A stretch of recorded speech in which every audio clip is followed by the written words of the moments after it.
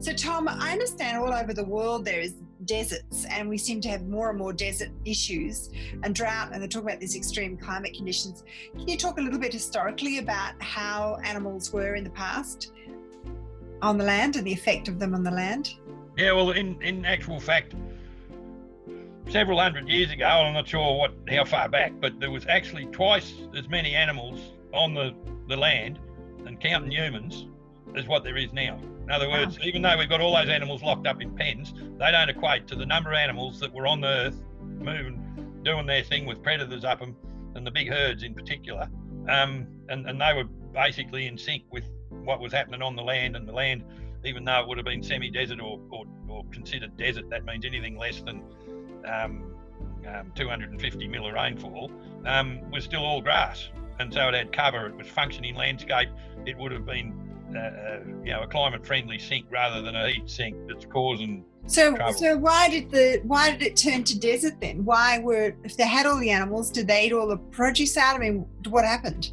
Well, good old Homo hubris come along and us and started mismanaging the show and forcing animals to stay in one place for longer, and got rid of the predators or whatever, and we've turned actually several billion hectares into desert, into shifting sand and stuff that shouldn't be that way, and then that's one of the, like as far as climate change goes, that if we could get a lot of that country back to having vegetation on it, not by not having any animals, but by managing the animals properly on it. A ruminant is an animal that's got, instead of just having a single gut like us or a horse or a donkey or whatever, and the horses and donkeys and those sort of animals have a really big colon that the fermentation happens there. So they're what they call a rear end fermenter. These ruminants have a great big vat that the food goes into first, and it's just like a big fermentation vat. Like a beer vat. And it's got three other, the true stomach is actually the fourth stomach, I think. There's four compartments. There's this big vat, and then there's like a filter. The fourth one's the true stomach, and then it goes into the intestine. And so they got this, they can handle a lot more dry feed and that than what normal other animals can. Well, they burp the mass up into their mouth again and chew it and then swallow it. And when isn't that the problem about the methane? And isn't that there's a certain amount of methane. But is that a problem? Well, no. In the natural world, out in the paddock, that's not a problem, because it's through them being there, with their, peeing and pooing and whatever they do.